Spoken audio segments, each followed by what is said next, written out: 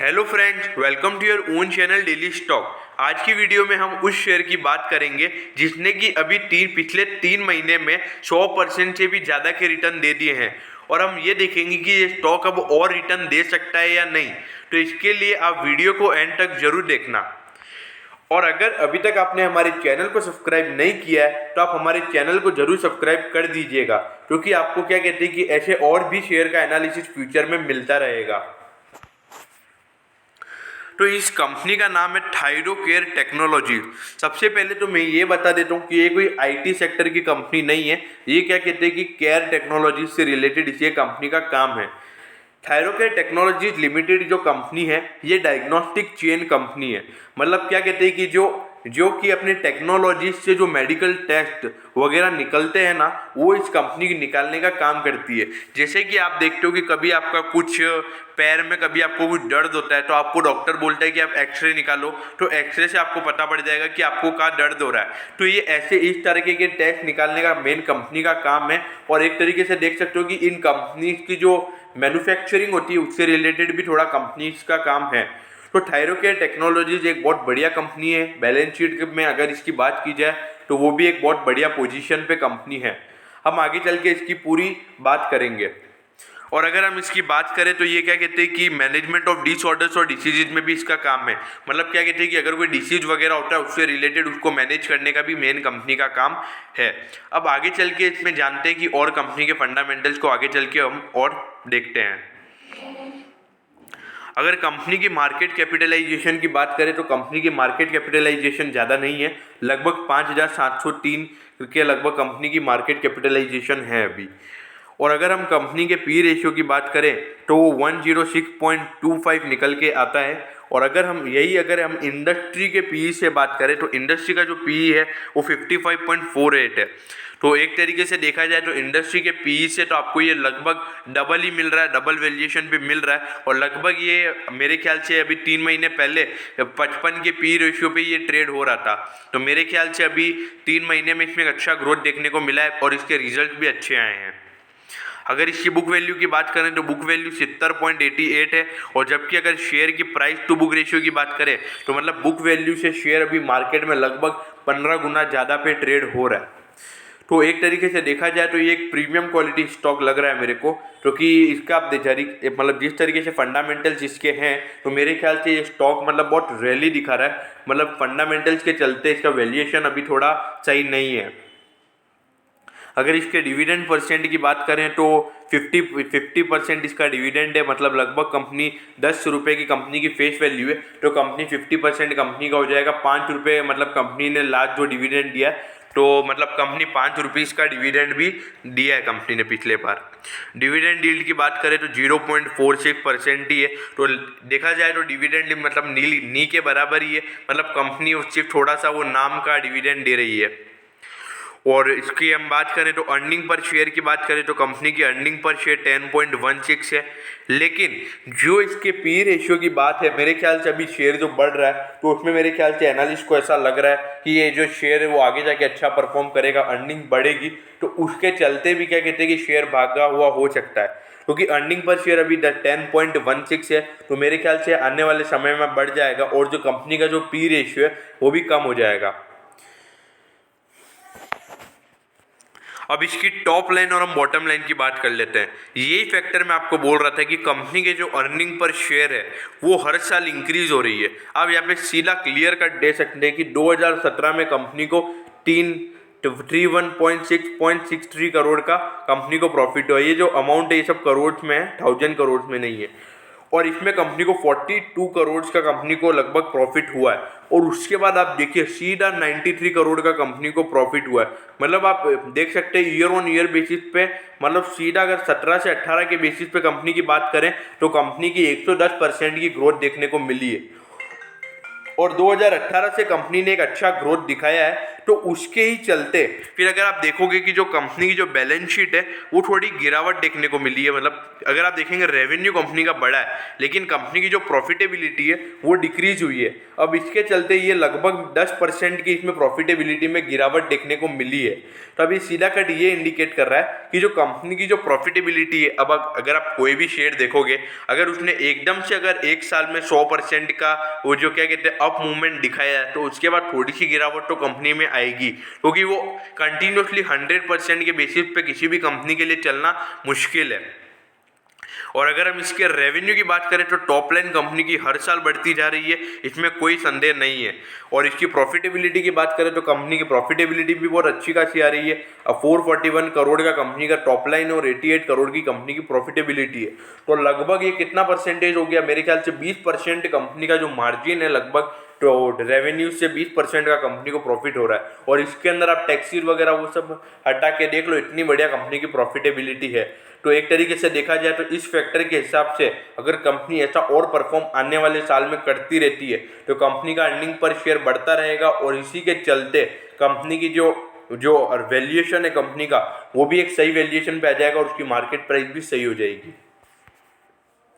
अब इसके share holding pattern को अगर हम देख लेते हैं, इसका शेयर होल्डिंग पैटर्न देखिए आप, जो इसके प्रमोटर्स के पास इसकी होल्डिंग है वो लगभग 66% की होल्डिंग्स इसके पास है। अगर हम हमारे म्यूचुअल फंड्स की बात करें तो 8% होल्डिंग्स उनके पास है। और अगर हम DIIs की बात करें तो 10.86% की होल्डिंग्स इनके पास है। तो FII के पास लगभग 18% की होल्डिंग्स है। तो आप अदर पार्टीज देखिए तो लगभग 95% की होल्डिंग जो है वो बड़े लोगों के पास है। तो सीधी बात है कि शेयर भागने वाले ही है, क्योंकि ये इन लोगों की जो लिक्विडिटी होती है शेयर के अंदर, ये लोग जब पैसा डालते हैं तभी शेयर का प्राइस जाता है। और अदर पार्टीज हमारे जैसे छोटे मोटे रिटेल इन्वेस्टर्स के पास 5% ही है। तो मैं चाहता हूँ कि आप इस शेयर में हर डिप पे लें और ये अदर पार्टीज को आप थोड़ा बढ़ाएं। अब ये कंपनी के एक्चुअल फिगर्स की मैं बात कर लेता हूँ। कंपनी के अगर आप एक्चुअल फिगर्स देखोगे तो एक्चुअल फिगर्स कंपनी के लगभग हर साल कंटिन्यूसली ग्रोथ ही हुआ है। ये तो मैंने आपको अभी दिखाया था टॉप लाइन के अंदर। अब इसकी टोटल बैलेंस शीट को अगर हम देखेंगे तो कंपनी का अगर आप पिछले 2 साल का देखोगे तो इंटरेस्ट नहीं दिया है कंपनी ने। इस बार 1 करोड़ का इंटरेस्ट कंपनी ने पे किया है। तो एक तरीके से देखा जाए तो इस साल मेरे ख्याल से कंपनी ने थोड़ा सा डेट लिया है, नी के बराबर है, इसकी कोई टेंशन वाली बात नहीं है। अगर हम इसमें कंपनी के एक्सपेंडिचर देखें तो कंपनी के एक्सपेंडिचर तो बिजनेस जैसे जैसे ग्रो करता रहेगा वो बढ़ते रहेंगे, उसमें कोई संदेह नहीं है। तो एक तरीके से देखा जाए तो कंपनी की जो अगर हम रेवेन्यू स्टेटमेंट को देखें तो कंपनी का रेवेन्यू स्टेटमेंट का एक अच्छा एक एट्रैक्टिव है। कंपनी के थोड़ा देखा जाए तो इस बार प्रॉफिटेबिलिटी इतनी अच्छी खासी नहीं बढ़ी है, क्योंकि अगर आप अदर इनकम में देखेंगे तो अदर इनकम में 2 करोड़ की डिक्रीमेंट देखने को मिली है। अब कंपनी के पर शेयर रेशियोज की बात कर लेते हैं। अगर कंपनी के 18 के बाद अगर हम बात करें तो कंपनी के 2018 के बाद कंपनी का इतना जो अच्छा खासा जो मतलब उसके बाद थोड़ा डिक्रीमेंट देखने को मिला है, लेकिन इतना भी डिक्रीमेंट देखने को नहीं मिला है, मतलब नी के बराबर थोड़ा डिक्रीमेंट हुआ है। और डाइल्यूटेड EPS अपना वही है। लेकिन अगर हम बुक वैल्यू की बात करें तो बुक वैल्यू में गिरावट देखने को मिली है। और गिरावट अगर हम बात करें इन परसेंटेज बेसिस में तो लगभग 15% की गिरावट देखने को मिली है। तो इसके चलते ये पता पड़ रहा है कि अगर कंपनी में 15% की गिरावट देखने को मिल रही है तो इसके चलते मतलब थोड़ा कंपनी का डेट ज़्यादा हो गया है। अगर देखा क्योंकि जो डेट ज़्यादा होता है मतलब कंपनी की जो एसेट्स और लाइबिलिटीज़ के रेशियो पे जो बुक वैल्यू निकलती है, तो इसके चलते जो कंपनी की बुक वैल्यू है उसमें गिरावट देखने को मिली है। और मैंने आपको बोला भी था कि 2020 में कंपनी ने लोन भी लिया है, क्योंकि 1 करोड़ का इंटरेस्ट पेमेंट भी अपने को रेवेन्यू स्टेटमेंट में देखने को मिला है। अब इसके मार्जिन रेशियोज की बात करें तो मार्जिन रेशियोज में भी ग्रॉस प्रॉफिट मार्जिन के परसेंटेज में गिरावट देखने को मिली है। अगर आप ग्रॉस प्रॉफिट मार्जिन परसेंटेज की बात करें तो इसमें भी गिरावट है। और ऑपरेटिंग मार्जिन में भी कंपनी की गिरावट देखने को मिली है, ये भी एक बुरी बात है। और अगर ये ऑपरेटिंग मार्जिन लेकिन 19 के बतौर ये कांस्टेंट रहा है, लेकिन मेरे ख्याल से पहले साल में क्या कंपनी ने बहुत बढ़िया प्रॉफिट कर दिया था 18 से 19 वाले फाइनेंशियल ईयर में, तो उसके चलते भी दिक्कतें हो सकती है, क्योंकि कंपटीशन भी बहुत बढ़ गया है आजकल मार्केट में। तो इसके चलते कंपनी को मार्जिन परसेंटेज कम पड़ना पड़ता है। लेकिन अगर आप इसके नेट प्रॉफिट मार्जिन परसेंटेज की बात करेंगे तो नेट प्रॉफिट मार्जिन परसेंटेज में भी 19-20 में कांस्टेंट रहा है, लेकिन 18 से उसमें भी लगभग आप अराउंड मान सकते हो कि 30% की गिरावट देखने को मिली है। तो मेरे ख्याल से परसेंटेज में कंपनी ने 17 से 18 वाले फाइनेंशियल ईयर में बहुत आउट परफॉर्म किया है। उसके बाद कंपटीशन बढ़ गया मार्केट में, इसके चलते गिरावट देखने को मिली है। अब इसके रिटर्न ऑन इक्विटी की हम बात करें तो रिटर्न ऑन इक्विटी कंपनी का एक मतलब क्या कहते हैं कि 19 के चलते तो बढ़ा है, लेकिन 18 के बाद 19 में गिरावट देखने को मिली है। मतलब इसका मतलब ये है कि कंपनी के शेयर की प्राइस नहीं, मतलब कंपनी का अच्छा परफॉर्म 19 से 20 में इक्विटी के बेसिस पे करने लगी है। और आरओसी पे भी कंपनी को एक अच्छा, मतलब जितना कैपिटल कंपनी का है उसके चलते तो कंपनी एक अच्छा परफॉर्म कर ही रही है। तो इसका मतलब ये है कि कंपनी ने ज़्यादा कैपिटल नहीं ली है और कंपनी का अच्छा परफॉर्म करती जा रही है। रिटर्न ऑन एसेट परसेंटेज भी लगभग कांस्टेंट ही रहा है, ये भी एक अच्छी बात है। तो एक तरीके से देखा जाए तो कंपनी के कोई नेगेटिव फैक्टर नहीं है, बस यही बात है कि एक सही वैल्यूएशन पे अगर छोटा सा शेयर नहीं मिल रहा है। अब इसके लिक्विडिटी रेशियोज की अगर हम बात करें तो लिक्विडिटी रेशियो में अगर हम करंट रेशियो की बात करें तो करंट रेशियो 18 और 19 में तो मतलब बहुत टॉप क्लास रहा, क्योंकि अगर तो करंट रेशियो मतलब 6.61 यानी कि कंपनी के करंट एसेट करंट लाइबिलिटी से 6 गुना ज़्यादा है और 18 में 7 गुना ज़्यादा थे। और इस बार आप देखेंगे 1.86 ही है। तो मतलब इसका मतलब ये हो गया है कि कंपनी अपने करंट एसेट पे थोड़ा कंपनी में गिरावट हो गई है और बहुत अच्छी खासी गिरावट हो गई है। पहले 6 टाइम्स था और अभी वो सीधा 1.86 टाइम्स हो गया। तो इसमें भी कंपनी की एक गौर करने की दिक्कत वाली बात है। और ये इतना गिरा है कि मतलब अगर और एकदम से 1 से ये अगर कम हो जाता है तो कंपनी अपने करंट लाइबिलिटीज़ को पे करने में भी नाकामयाब हो सकती है। तो ये बात भी आपको पता होनी चाहिए। इसके क्विक रेशियो की बात करें तो क्विक रेशियो में भी 19 से 20 में खासी गिरावट देखने को मिली है। और ये क्विक रेशियो में अगर और गिरावट देखने को मिलती है तो कंपनी के लिए बहुत भारी दिक्कत का सामना हो सकता है और मेरे ख्याल से वहाँ से कंपनी के शेयर एकदम से टूट भी सकता है। अब इसके लेवरेज रेशियोज को अगर हम देखेंगे तो अगर डेट टू इक्विटी रेशियो अगर आप देखोगे तो 18 में तो डेट मतलब कंपनी डेट फ्री थी और उसके बाद 19 में कंपनी का नी के बराबर डेट है और अभी भी नी के बराबर डेट है 0.01। मतलब आप देखिए कंपनी ने कितना कम डेट ले रखा है 0.01, यानी का मतलब ये हो गया कि कंपनी ने सपोज एक रुपये इक्विटी के ऊपर सिर्फ 0.01 रुपीज़ का डेट ले रखा है। मतलब इतना कम डेट टू इक्विटी का रेशियो है, तो ये बहुत बढ़िया बात है।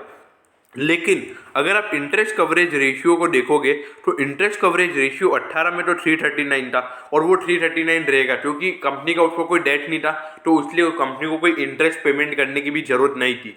लेकिन अगर आप 19 में देखोगे तो 19 में खासी गिरावट देखने को मिली है और वो आपको गिरावट देखने को मिलेगी क्योंकि उसमें कंपनी ने थोड़ा डेट ले लिया है। तो उसके चलते जो कंपनी की अर्निंग्स होगी उसके चलते जो कंपनी का जो इंटरेस्ट कवरेज रेशियो है वो निकलेगा। और उसके बाद अगर आप देखोगे तो उसमें तो बहुत खासी गिरावट देखने को मिली है। तो इसका मतलब ये है कि अभी ये एक मतलब लगभग आप देखोगे तो ये लगभग 100% गिर चुका है अगर हम 19 के ईयर के बेसिस के कंपैरिजन में की बात करें तो ये मेरे ख्याल से चिंता का विषय है। अगर ये और गिर जाता है अगर ये आने वाले फाइनेंशियल ईयर में तो ये कंपनी के लिए दिक्कत हो सकती है और आने वाले कुछ समय में कंपनी के शेयर टूटते हुए भी देखते हुए मिल सकता है। अब इसके सेल्स परसेंटेज की अगर हम बात करें तो उसमें भी अगर आप देखोगे ईयर ऑन ईयर बेसिस पे गिरावट देखने को मिली है और लगभग 6% की गिरावट देखने को हर साल मिल रही है। तो ये भी चिंता का विषय है। मेरे ख्याल से बैंक जितना एक बार आउट परफॉर्म बहुत मतलब अगर केयर टेक्नोलॉजीज की अगर हम बात करें तो उन्होंने 17 से 18 में बहुत ज़्यादा आउट परफॉर्म कर लिया, तो उसके बाद वो उतना परफॉर्म नहीं कर पा रही, ये बात भी है। लेकिन अगर आप कंपनी की अर्निंग देखोगे तो वो एक मतलब एक तरीके से देखा जाए तो उसके कॉम्पिटिटर से वो ज़्यादा अर्निंग कर रही है, ये भी एक बात है। और अगर इसके प्रॉफिट परसेंटेज की अगर हम बात करें तो प्रॉफिट परसेंटेज इसका क्या कहते हैं कि 18 से 19 में गिरावट है, लेकिन 19 से 20 में वापस उसी कंडीशन में आ गया है। लेकिन अगर 15% से CAGR ज़्यादा चल रहा है तो जब तक आपको कोई टेंशन लेने की ज़रूरत नहीं है। अब इसके करंट सिचुएशन की बात कर लेते हैं कि कंपनी में अभी करंट कितना सब लोग हैं। अगर इसमें एम्प्लॉयज़ की बात करें हम तो एम्प्लॉयज़ कंपनी के लगभग 1333 एम्प्लॉयज़ हैं, तो कंपनी खासी बड़ी है। 1333 लोगों को है ना काम पे रखना, तो कंपनी खासी बड़ी होगी तभी। और अगर हम इसके क्या कहते हैं कि सिटीज़ की बात करें तो सिटीज़ इसकी 796 सिटीज़ में कंपनीज का ऑपरेशन है। तो मेरे ख्याल से लगभग ये ऑल ओवर इंडिया के मतलब लगभग इंडिया में इसका पूरा प्रेजेंस है। इसके टच पॉइंट्स की बात करें तो टच पॉइंट भी इसके 44645 है। टच पॉइंट मतलब जब वो 796 सिटीज़ में तो इसका कारोबार है ही है, लेकिन कुछ सिटीज़ में 10-15 हो सकते हैं, कुछ सिटीज़ में ज़्यादा हो सकते हैं। मतलब एक आप क्लिनिक नहीं होता है किसी भी किसी का, वैसे इसका टच पॉइंट है। अगर इसके बिजनेस के पार्टनर्स माने, बिजनेस टू बिजनेस पार्टनर, तो वो भी 4410 है। तो खासा बिजनेस थोड़ा बड़ा तो है ही है। अगर इसके सैंपल के मतलब ये सैंपल कितने टाइम में निकाल देता है, लगभग एवरेज इसका जो टाइम है वो 20 से 24 घंटे है। तो मतलब कंपनी लगभग एक दिन में आपको सैंपल निकाल के दे देती है। अब इसके क्या कहते हैं कि इंडिया के अंदर लगभग कितनी कैपेसिटी है कि ये कितने डेली के टेस्ट कर सकता है। तो डेली के ये 5000 टेस्ट ये कर सकता है, जो कि बहुत बड़ी बात है। और इंडिया में क्या कहते हैं कि 1.85 लैक्स प्रोसेस हुए थे अगस्त 15 को। तो आप देख सकते हैं कि 1.85 लैक्स अभी तक इसके इस फाइनेंशियल ईयर में प्रोसेस हो गए हैं। तो एक तरीके से देखा जाए तो कंपनी का नाम तो बहुत है, लेकिन इसका मार्केट में देखा जाए तो बहुत कम लोगों को इस कंपनी के बारे में पता है।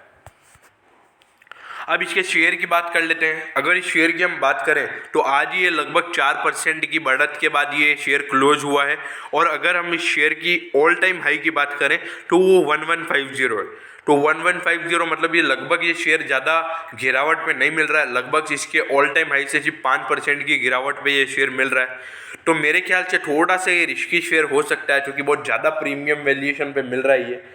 लेकिन अगर इसके फैक्टर्स को देखें, मतलब इसकी जो अगर पॉजिटिव से नेगेटिव का अगर इसका रेशियो देखें, मतलब पॉजिटिव थिंग्स से लेके इसका नेगेटिव थिंग्स का रेशियो देखें तो पॉजिटिव थोड़ी ज़्यादा है। और अगर आप इसके कॉम्पिटिटर्स को देखोगे तो वो भी लगभग प्रीमियम वैल्यूएशन पे ही अवेलेबल है। तो मेरे ख्याल से ये बात भी है। तो मेरे ख्याल से थोड़ा डिप में आप अगर इसमें बाय कर सकते हो, लेकिन इसमें आप ज़्यादा इन्वेस्टमेंट मत कीजिए। ये एक तरीके से देखा जाए तो मतलब आपने शेयर में पैसा लगा दिया, आपका थोड़ा बढ़ गया, वो बात हो गई। एक वैल्यूएशन इसका थोड़ा मतलब लगभग ये शेयर 700-800 रुपये में मिल जाए तो ये परफेक्ट बाय बनता है शेयर के ऊपर। बाकी अभी करंट प्राइस पे थोड़ा सा मेरे ख्याल से 50% आपको बाय नहीं, 50% होने 60% आपको इस शेयर को बाय नहीं करना चाहिए। इसमें आप गिरावट का वेट कीजिए, आपकी वॉच लिस्ट में शेयर को डाल के रखिए। जब भी इसको गिरावट होती है जीटीटी लगा के रखिए 1000 से कम रुपए का, इस शेयर को आप डेफिनेटली बाय कीजिए। ग्रोथ है इस कंपनीज के अंदर, क्योंकि क्या कहते हैं फ्यूचर में आप भी जानते हो कि मैं भी जानता हूँ कि आगे चल के जो भी होने वाला है सब टेक्नोलॉजी पे ही होने वाला है। और हाँ, ये कंपनी कोई आईटी सेक्टर की कंपनी नहीं है, ये टेक्नोलॉजी केयर टेक्नोलॉजीज की कंपनी है ये। ओके, तो आप ये कंफ्यूजन भी माइंड से हटा देना। कंपनी टॉप क्लास बढ़िया है फंडामेंटली, कंपनी का डेट बहुत कम है, तो इसलिए अच्छी खासी प्रीमियम वैल्यूएशन भी मिलेगा। ठीक है, ओके। तो मैं होप करता हूँ आपको थायराइड